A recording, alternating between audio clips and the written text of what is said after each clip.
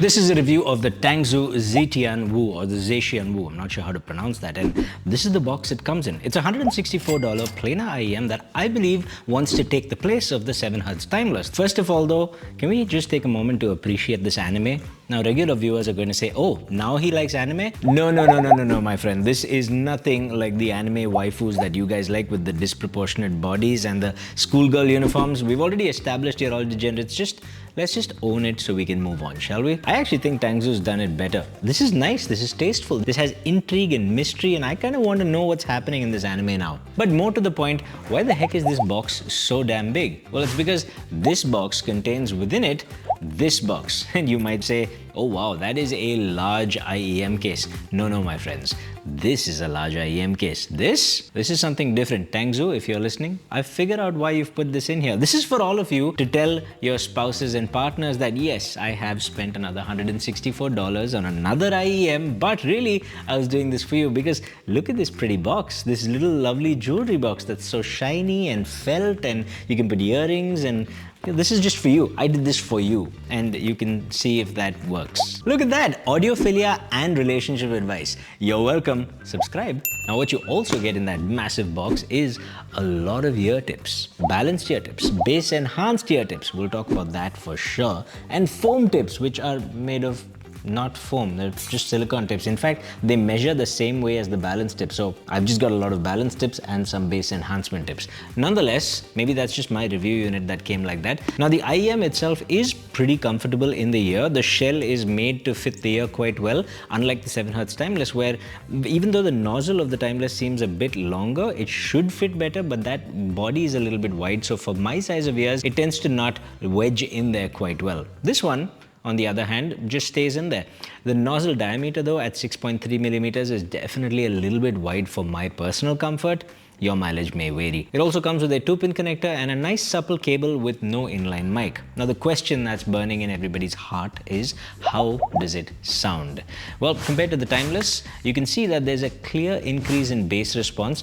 But first let's talk about that treble. The treble on both of these is not necessarily linear or even. There's spikes here and there. I wouldn't concentrate on this measurement. My measuring rig isn't so reliable in the upper treble. There's definitely some peakiness there. It's not the end of the world, but it's not the most linear or even on either one of these sets. So instead, let's talk about the bass and the mids and the upper mids instead. The bass is definitely elevated. The sub bass as well as the mid bass does seem a little more forward, because of which this sounds more like a V-shaped IEM, and because of which there's a little more warmth in the mids as well. Not so much to make it too muddy, but if you've got some heavy music, you can definitely feel some of that muddiness creeping in. It's still a planar driver, it still attacks and decays very fast, so it's got that fast response. So while the timeless does sound a little bass shy in comparison, it also sounds cleaner overall compared to the Zetian Wu. Still, I think a lot of people will find this to be a good balance if you want more bass and warmth. In the mids, there's two things that stood out. Number one, female vocals sounded a lot more lush, a lot more smooth on the timeless, and a lot more forward as well. Whereas on the Zetian Wu, they sound a little recessed. Not too far, just lower than everything else in the audio mix. At the same time, the timeless has this hole, this sort of recession between 2.5 and 4-5 kilohertz that doesn't exist on the Zetian Wu, which means a lot of male vocals sound a lot richer, and pianos, guitars, pretty much everything in the mid-range has a little more liveliness on the Zetian Wu. Whereas on the timeless, they sound a little veiled. Smooth, nice, but still a little veiled in comparison. Now, if you've seen my timeless video, you know what I have to say about its Soundstage. When you listen to movies or video games, various sound effects can be coming from anywhere, forward, behind, up, down, whatever. These guys managed to give you a soundstage, but only in this axis. It's only left to right. There's no forward, there's no back, there's no up, there's no down, left to right. So if you were listening to movies or playing video games, the timeless really didn't do a good job. The Zetian Wu, on the other hand, does exactly that. It's not a wider soundstage per se, but it is more 360 degrees than the timeless, which means for movies and music and gaming, it tends to be a lot better at imaging and directionality. Footsteps and explosions, all of them come from different directions. To a certain extent, definitely better than the timeless, and that's a pretty nice thing to have. And now finally we get to the part that I know some of you have been waiting for, because for some people, too much bass is still never enough. The bass enhancement tips. If you want more bass, it's a two-step procedure.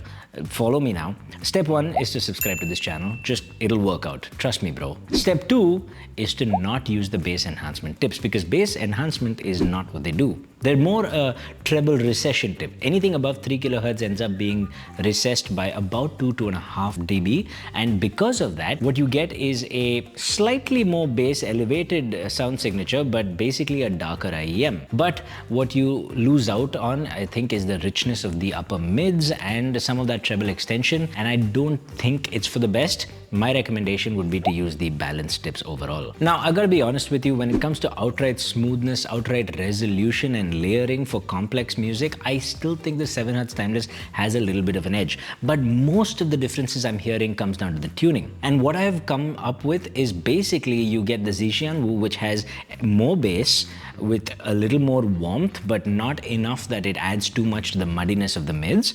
You get more forward, smoother male vocals, and a lot of instruments sound a lot livelier with the Zetian Wu. And you get a more 360-degree soundstage, all of that for at least $40 to $60 lower, depending on the price you get. And that makes the Zetian Wu a surprisingly compelling option in the market. Tangzu is really knocking it out of the park. First the One for the $20 price point, then the Zetian Wu. These guys are doing pretty well. Not nearly as well as this channel would be doing if you hit that subscribe button, because what I really want to do is catch you in the next one.